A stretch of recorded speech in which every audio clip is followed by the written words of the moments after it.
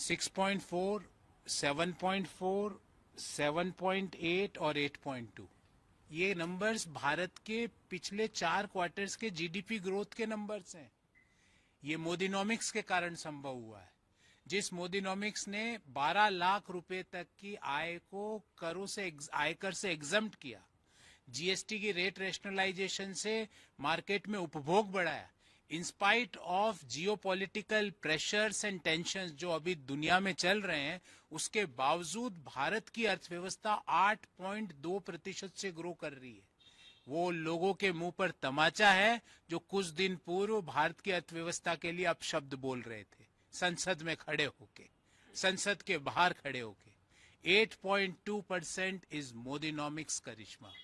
लोगों को ताकत देना, मुद्रा अकाउंट से लेकर make in India, PLI scheme से लेकर startup India, stand up India से लेकर जो इंक्लूसिव इंडिया के तहत लोगों के खाते खुलाए गए, आज उसका नतीजा ये हुआ कि भारत जैसे विशाल देश की जीडीपी 8.2% से ग्रो कर रही है और अगले 1 साल के अंदर हम दुनिया की तीसरी बड़ी अर्थव्यवस्था बन रहे हैं।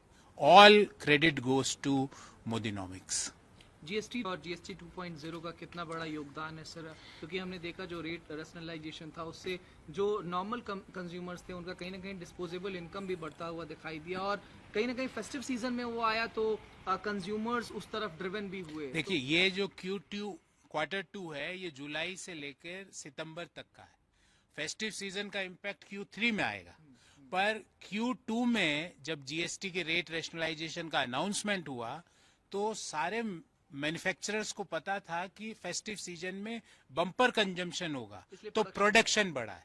तो ये प्रोडक्शन जीएसटी 2.0 के अनाउंसमेंट और उससे पहले जो बजट में 12 लाख रुपए तक की इनकम को आयकर से मुक्त किया गया, उसके कारण बाजार में 1.25 लाख करोड़ रुपए का प्रति वर्ष एडिशनल कंजम्पशन बढ़ा।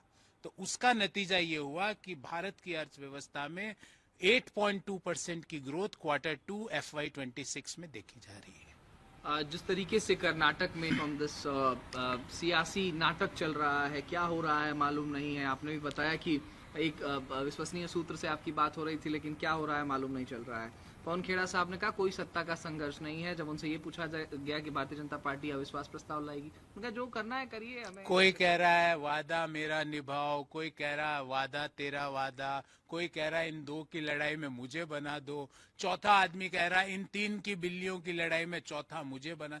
ये क्या हो रहा है? ये म्यूजिकल चेयर चल रही है।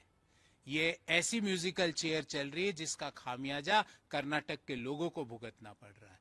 कर्नाटक में अभी नो गवर्नेंस है, पता ही नहीं मुख्यमंत्री कौन है, पता ही नहीं सरकार कौन चला रहा है। इतने ग्रुप बन गए हैं और रोज नया एक मुख्यमंत्री का दावेदार आ जाता है। कर्नाटक सरकार वेंटिलेटर पर है, अपनी अंतिम सांसों गिन रही है।